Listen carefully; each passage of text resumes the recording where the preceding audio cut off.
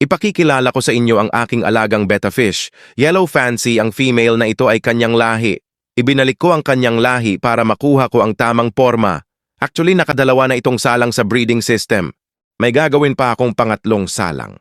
At sa pang-apat, tsaka na may lalabas na. Kaya abang-abang na lang tayo sa bawat batch. Pero huwag kayong mag-alala sapagkat mag-update din ako sa inyo bawat batch nito. Thank you for watching. Please like, comment, share, and subscribe. Thank you so much.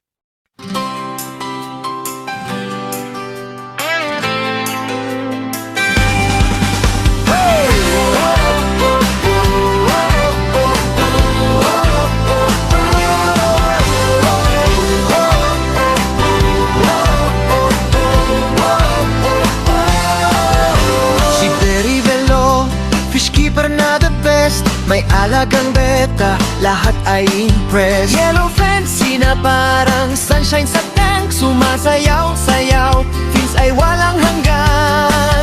Oh, beta fish ko, Yellow Fancy, Blue Panda, Mustard Gas at Deep Blue, lahat ay maganda. Kumakain ng lean food, blood bomb sa brine, manghuhuli sila, nakakatuwa all the time. Stress reliever to, puso ko ay happy. Forever fishing.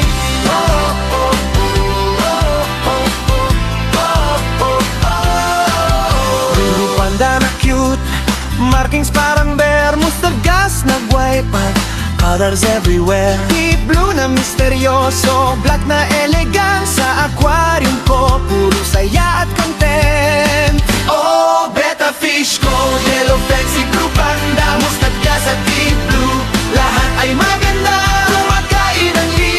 Masarap at fresh, nakaka-relax talaga, stress ay vanish. Happy fish keeper, ako si Berry Bello. Beta life forever, yeah, let's go. Pag nakikita ko silang active and bright, fins ay buo, color shining in the light. Good feeding, hunting na masaya.